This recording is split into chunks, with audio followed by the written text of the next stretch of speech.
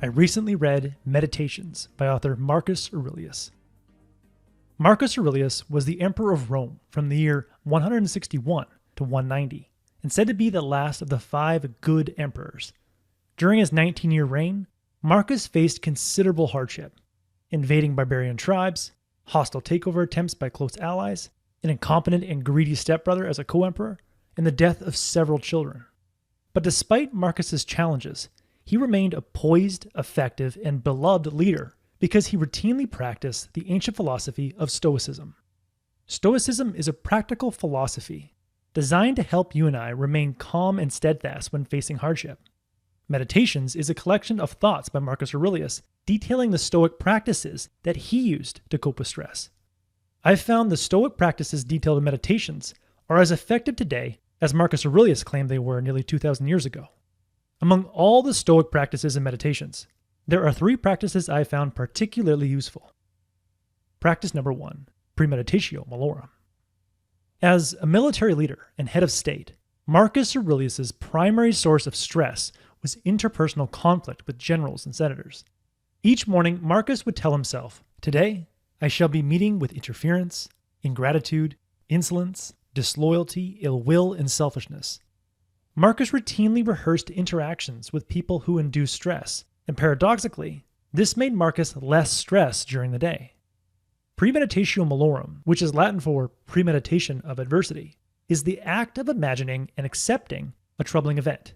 Not merely worrying about it and planning to mitigate it, but accepting a stressful event has occurred and now you need to deal with it.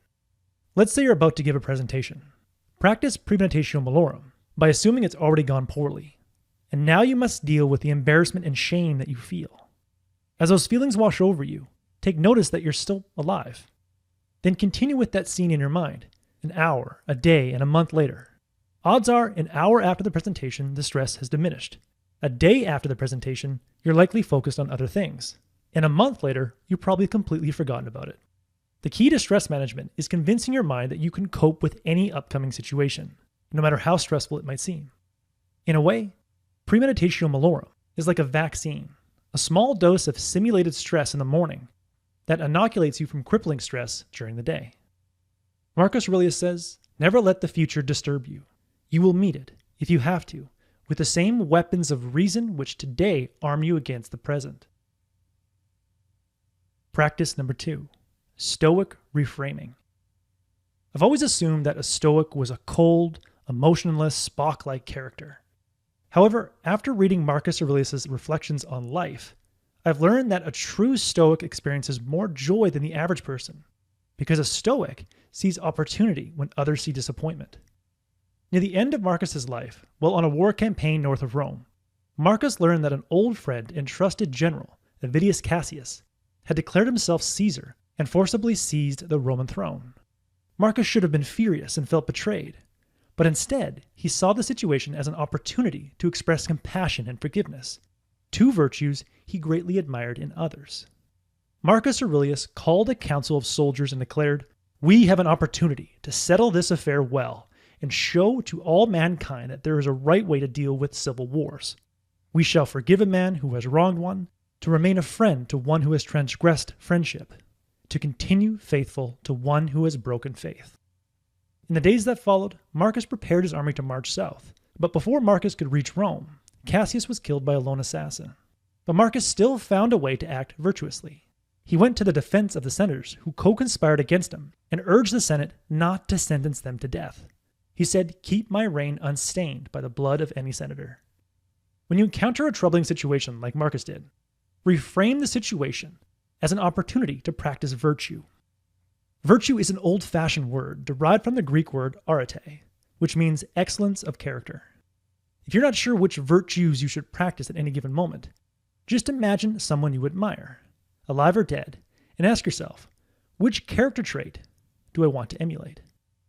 I often imagine Winston Churchill and set an intention to practice steadfastness and decisiveness. Or I consider my favorite college professor and aim to express the virtues of curiosity and humility. At the start of Meditations, Marcus creates a long list of traits he most admires in his family and mentors. Later in Meditations, he decides on the 4 virtues that matter most to him. He says, in human life, there is nothing better than the virtues of justice, truth, temperance, and fortitude to attain complete self-satisfaction. So the next time you encounter hardship, select a virtue you admire in others and want to develop in yourself. See each hardship as a chance to accelerate the development of that virtue and become a person that other people will admire. Practice number 3, Stoic Explaining. Marcus says, the first rule is to keep an untroubled spirit. The second is to look things in the face and know them for what they are. The human mind is like a great Hollywood director. It's great at adding drama to events and making situations seem dire. When we encounter a setback in life, it's natural to use vivid emotional language to describe a situation as devastating, horrible, terrible. It's natural to jump to a dire conclusion and assume I'm doomed, or everyone will think I'm an idiot for letting this happen. These dramatic and dire descriptions unnecessarily amplify stress. But if we can learn to strip away emotional language when describing a problem, and talk about a problem like a scientist or a robot, only speaking of the facts and never making untested assumptions, stress will start to dissipate. Let's say you've just delivered a poor presentation to your boss. Instead of telling yourself, damn, that was awful, my boss probably thinks I'm an idiot, I'll never get that promotion now, think, that wasn't my best performance. Drop the emotional baggage and just stick to the facts. Stoic Explaining reminds me of a story I heard about Elon Musk. When Musk was a boy, he met a girl who was afraid of the dark and calmly explained to her, don't be afraid of the dark.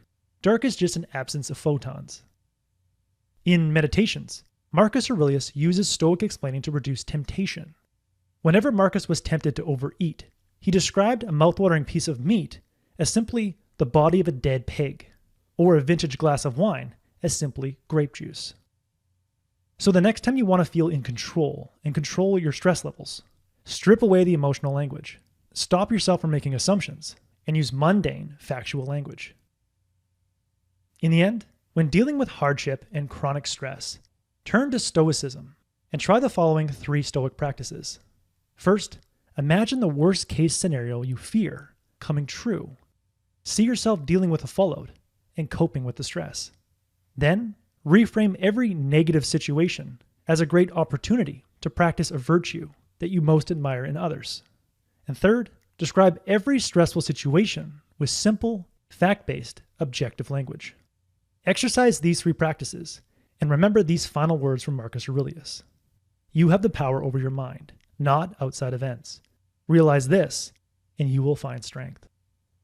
That was the core message that I gathered from Meditations by Marcus Aurelius. This is an old book with old English, but the principles in this book are essential for our modern digital age. I highly recommend it. If you would like a 1-page PDF summary of insights that I gathered from this book, just click the link below and I'd be happy to email it to you. If you already subscribe to the free Productivity Game email newsletter, this PDF is sitting in your inbox. If you like this video, please share it. And as always, thanks for watching and have yourself a productive week.